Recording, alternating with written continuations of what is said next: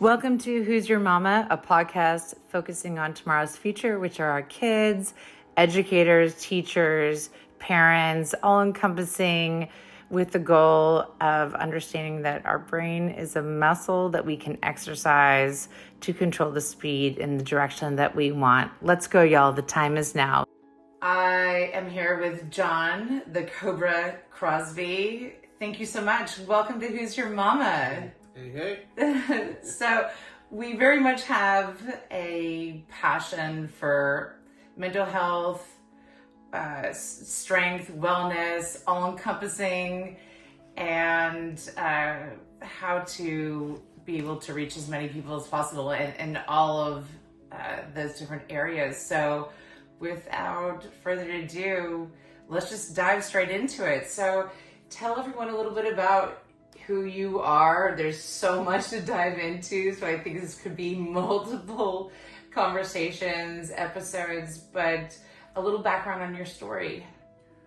Well, I was born and raised in Los Angeles, California, right in the heart of LA, close to Inglewood off of Century and Western, not too far from LAX.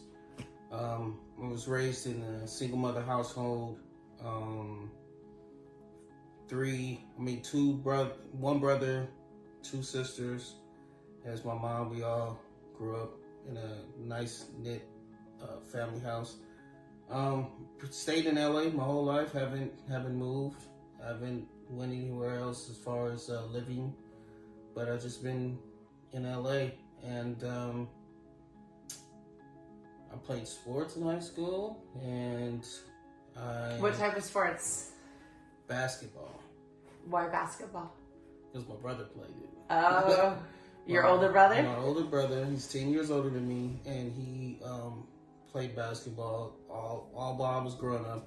We was big Michael Jordan fans, and I wanted to be an athlete like him. So Basketball side note, is my favorite sport. I mean, I love many sports, but to watch on television and live, there's so much with what it does for the hand-eye coordination, what I say instead of triggers, sparks things in terms of many areas. So it's like crazy. It's nothing like a live game. Yeah, it's insane. The only other thing that tops a live game is a boxing match. Yeah, I haven't been to a hockey game. They say the hockey game in the playoffs is equivalent to that, but I need to go to a hockey game. Oh my gosh, so it's so fascinating you bring that up. My daughter, for a few reasons, which is, I'm a single mom, as you know. It's not necessarily why I came up with the name Who's Your Mama, but it is incorporated somewhere in that. And so my daughter and I went to our first hockey game live earlier this year. And the same thing we were saying, I mean, watching that hand-eye coordination, thinking on your feet, literally and figuratively, is crazy. And then now I know with, the start of what we've been doing together with personal training, with boxing, the same mentality. I mean, there's so much growth in how we can stimulate our minds and our bodies through that. Yeah.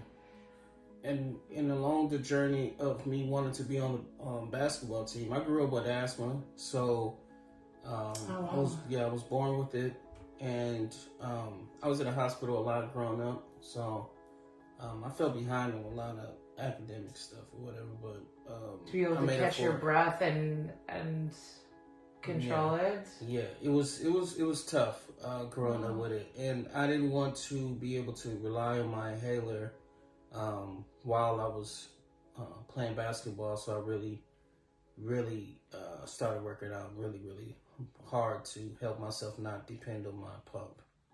So I did that for myself in high school. Is that when you were diagnosed with having the asthma to the level you did? You said it started when you were young, but in terms of you grew up with it, but you started to learn how you could control it through exercise when you were in high school, if I'm understanding. The exercise helped me not to depend on the thing. So I was just building my body as I was growing. In high school you go through this big growth spurt. Yeah. So as I was growing, that's when I got into fitness. It really just leveled up my body. and that helped me a lot with my asthma. What were some of the techniques that you instinctively adapted during high school to not be dependent on your inhaler? I just did a lot of cardio, and with basketball, you know, you got to do a lot of running, sprinting, and all of that stuff. So whenever we was in practice, I made sure to not, as soon as it was hard for me to breathe, not run to get the inhaler. I just learned how to breathe properly. Like, how would you describe breathing properly from your experience? it's more of a yoga type breathing. Like, inhale, slowly exhale. Can you show me that yoga is not, I've done a lot of sports, but yoga hasn't been one of them, but I could probably do with it. It's just, all right, so here's one of my tricks. You put your right hand over your heart. Okay. All right, and then you can feel your heartbeat. If you can feel it more when you're like really into the exercise. You feel you can feel your heartbeat. You can hear your heartbeat sometimes. Depending on how tired you are. Sometimes you want to, sometimes you don't. So what you do is you close your eyes and you take deep breath in through your nose and exhale through your mouth. But while you're doing that, you're focusing on slowing down your heart with your mind, and you're breathing at the same time. And it just, your heart goes do do do do real hard, and then it just calms down. It does exactly what the inhaler does. The mist from the albuterol calms your heart down, calms your chest down, because it's really, really tight. So it just relaxes and calms it down.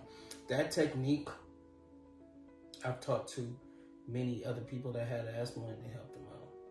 So let me ask you this question. When you breathe out, there are numerous people, and just disclaimer, not medical professionals. We understand medicine and fitness and all of that, but this is more about sharing and learning and what works for everyone. Is when you breathe in through your nose, when you breathe out, do you keep your mouth closed or do you open it? Slightly. You slightly open it, yeah. And why the difference, or does it matter in your experience? Well, you can fully exhale and release everything when your mouth is slightly open.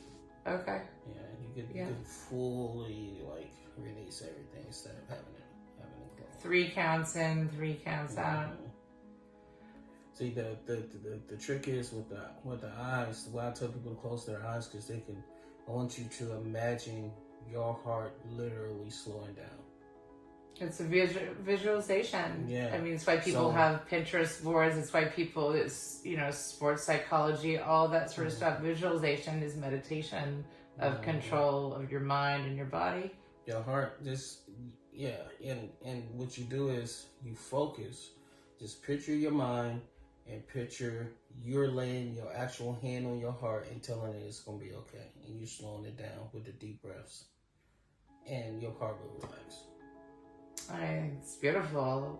Well, so let's continue on this journey. So that was, you're bringing us up to speed in high school and basketball, and then where did this shift and why go into boxing?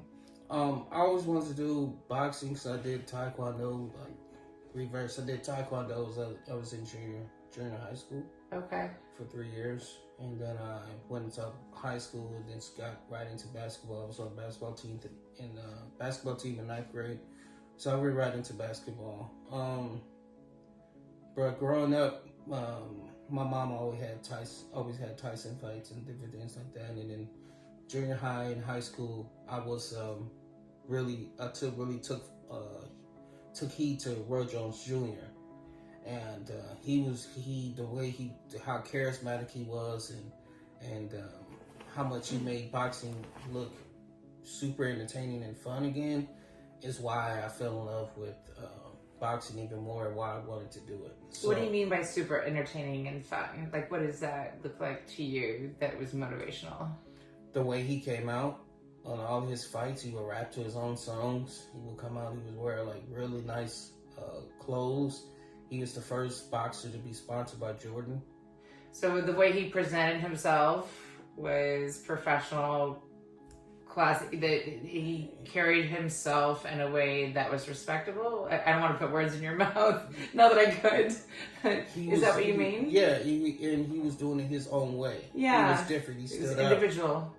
He stood out. Yeah, and he was doing things that people wasn't doing. You know, and as far as having entertainers and just all different types of things. He definitely stood out. The way that he will fight was like no other. He was super quick, super powerful, and he had fun in the ring while doing it. So, you know, all of that tied together. The trifactor of all of that: individuality, professionalism, and having fun. Yeah. Is that kind of yeah. So it just attracted me to do it, and right after high school, I saw I forgot how I found out about a gym that was it was like a community center in Compton, and that was giving out free boxing lessons. Oh wow! Free boxing classes in the facility, and then I went there and just started from there. You know, so it just all fell into place. Timing is everything. Mm-hmm. I don't even know how I ended up over there, to be honest. All the way in Compton, it was literally right across the street from the Compton courthouse. Oh, wow. Yeah, so I don't even know how I ended up over there, but it all worked out because I was able to hone in on what I really wanted to do. I mean, I think that is part of what mindfulness is. Whoever they are, they say, you know, we always say, if you are in a place where to be open for growth, then you can receive it. Mm-hmm. And sometimes it doesn't matter the whys behind it. And obviously the time was, you were exactly where you needed to be and why, and open to gifting yourself to grow the way that you wanted to then and have consciously continued to. So on that note, I mean, I know you have a nonprofit with your mom that you or as I say, mama, that is surrounding, you know, underprivileged kids and encompasses more than that. And additionally, you're launching your kids boxing program. Before we dive into that, because we very much have a passion with Who's Your Mama, it will take on a life as we do as parents and go in different directions. But mental health and wellness, strength through kids, which are our future, teachers, parents, all encompassing, community focus. When you went to that gym in Compton, and what made you continue to go dive deep internally to reach the level that you did and continue to? Well, I believe that everything happens for a reason, and even though that I don't know how I ended up over there in Compton, I knew that this is something that I wanted to do. It goes back to what you were saying, you know, being at the right place at the right time and being open. Yeah. I don't know how I ended up over there, but what I wanted to do was right there in front of me. So I was like, well, why am I turning down based on where I'm at? You go on your gut? So I just went and did it and kept going because the energy in there was good, that was welcoming, and I was willing to help. So, I'm sorry to interrupt, because you and I have talked before, you know, we started filming about energy. And some people understand that to different depths than others. Some people don't understand that at all. What does that mean to you when you say energy? Well, if you're going into a place that's unknown and the people there is working and they don't have an open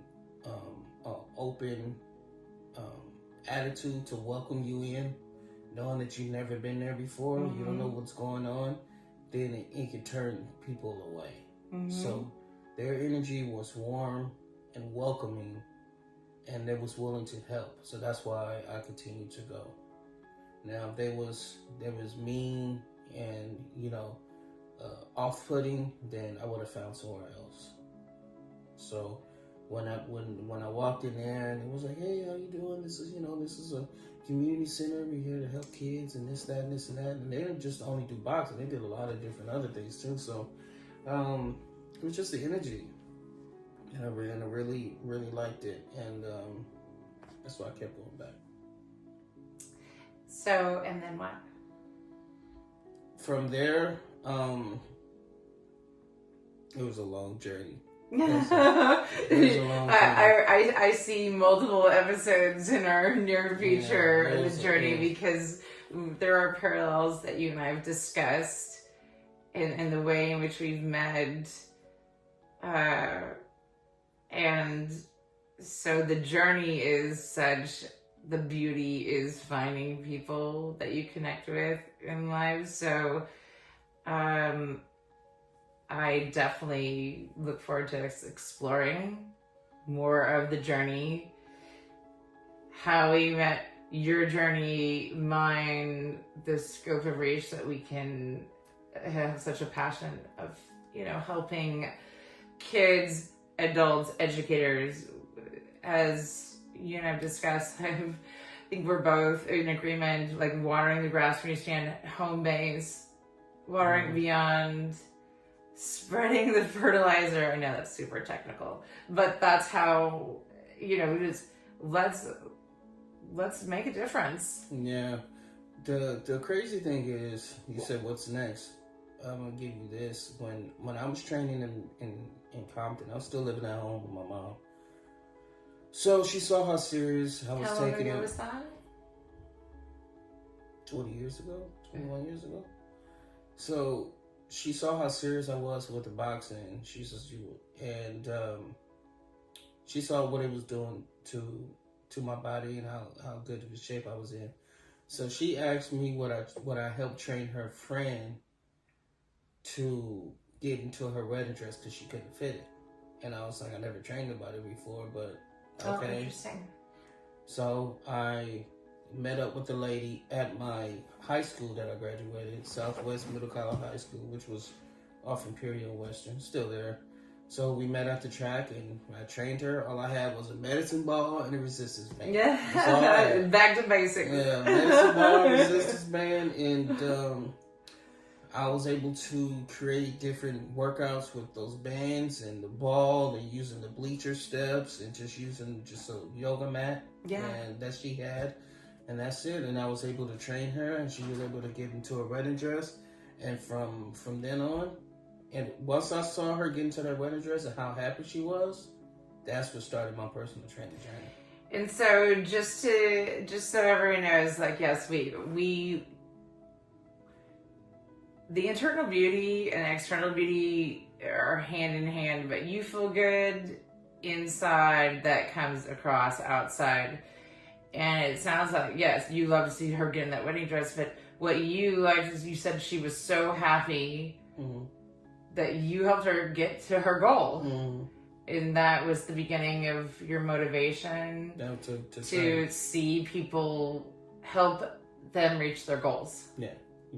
Awesome. To help, to start my training journey, because it was the feeling of that was because before it was just all about I need to get in the best shape if I can to be able to play basketball and then boxing, because you can't even use your inhaler inside the ring. At least basketball you can use it on the sidelines when you're on the bench. For basketball, you can't use it at all because they consider it a steroid.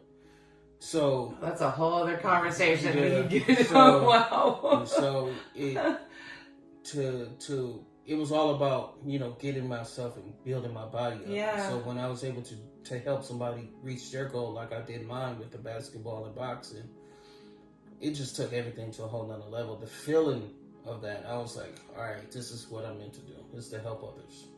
And that's so correlates, intertwined with why I wanted to do Who's Your Mama and my background in psychology, but predominantly in cancer around the world, genetic testing, is how can I help? So the acts of service, and so much of that is a mindset.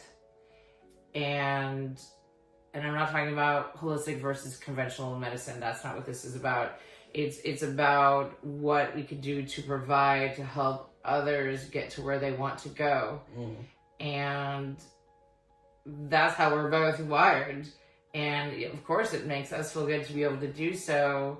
And that can make a difference without waiting for others to happen. I mean, it's about community and powers and numbers. And that is contagious in the most incredible way. And to see people achieve things that they're wanting to and know you made a difference, that's not narcissistic. That's just loving and caring and kind. And that's one of the amazing things that I have learned about you that really encouraged me to approach you with collaborating in this way is that shared feeling of wanting to make a difference. And so I'm really grateful. I'm excited about continuing on this journey before we end right now, and look forward to the next time.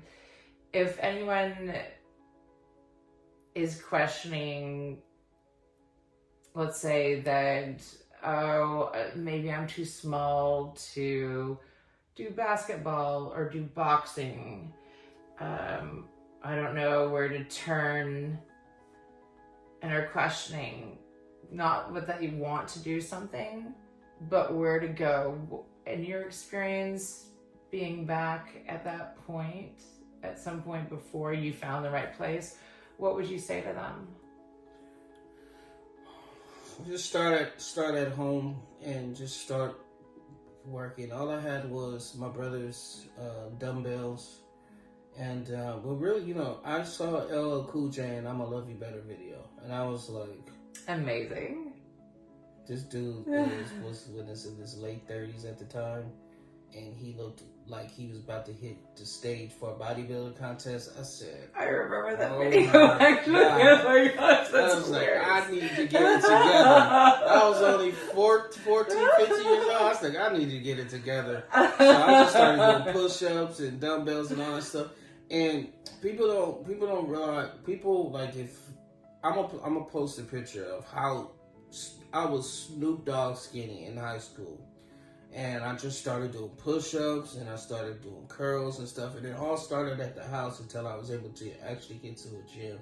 So what I would tell people that feel a certain way about themselves is that it's hundreds of thousands of people that started off where you started. And the whole thing is just the start, because you may be feeling low about yourself, but if you just start working out and getting around the right people, then you will find yourself. And it's all about surrounding yourself around supportive people.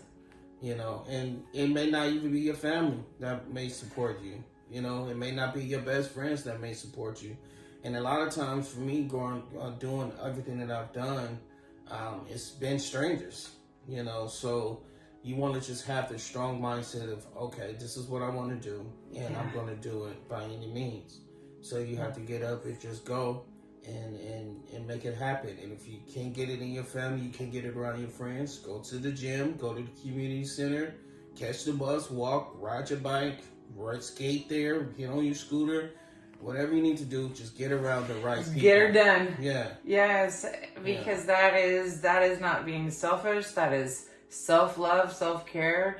Your internal beauty you own. As I teach my daughter who's 15, there are very few things that are free in life. Manners, but it's manners to yourself, which is self-love and self-care. Things that no one can ever take away from you unless you allow them to.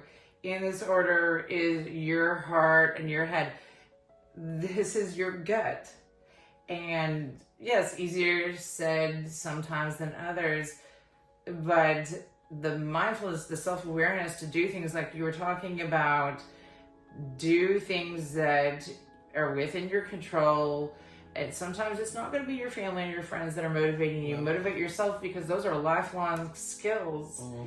And I look forward to us continuing this conversation and the journey of what that looks like. 20 years old. I've done so much since 20. And another thing I want to tell the kids or anybody just looking at this, that you have to have a strong mindset. And you cannot fall under anybody else's spell when it comes to, when I say the spell, I mean they'll try to use manipulation. They'll try to make you feel bad. They'll try to put you at a disadvantage to do things that you don't want to do or be in a situation that you don't want to be in. What got me out of the neighborhood that I was in, and I was surrounded by 3 gangs. My friends was gangbangers. They was getting killed or being arrested. I had the mindset as I wanted to be different, and I wanted to do things differently than all of my family and all of the friends that was around me. So I never was peer pressured into doing anything that I didn't want to do. If I felt like it wasn't right, I didn't do it, and I stood on it. And I was respected by that, you know. So you got to have a strong mind. They doing something you don't do, hey, yeah, that's cool with me. Y'all do it. No judgment here, but I'm not doing it, you know. And you have to keep your mind strong, because this journey that you're about to take and this journey that you want to take, no matter if you're a teen in your early 20s or 30s or even 40s, if you got to start over, you have to have a strong mind, because this world is insane. But you're not. But you're not. If you're focused, you have to keep going to where you need to get to, because you will have the right people. The right people will navigate towards you. And that's really, I think, a great place for us to wrap up on that positive note. You know, if it was easy, everyone would do it. It's not easy at all. It's not. Yeah. No one needs to sugarcoat that. That doesn't mean that times can't be easy and times can't be tough. But having the tools within yourself, having a supportive network of navigating your mental health strength, because your brain is a muscle, and knowing the constant positive talks of, I got this. And like, my daughter will laugh, and some of my friends have, like, sometimes the Southern in me really comes out. I'm like, I don't give a flying flip. It doesn't mean I don't care. It's mean I care for me at home base first, and what's good for me is good for my daughter. But that mindset of, like you said, of at the end of the day, it is self-accountability. You're not accountable for anyone else, and you don't need to be influenced by anyone else. So the company we keep is incredibly important, and that is part of our story. And I'm thank you again, John, for being here. Here's Your Mama. I look forward to continuing this journey together, helping growth for so many others to learn from our stories. So thank you. Thanks for having me. All right, let's go, y'all. The time is now. Thank you for tuning in to Who's Your Mama, and I look forward to collaborating from a community standpoint for the next episodes.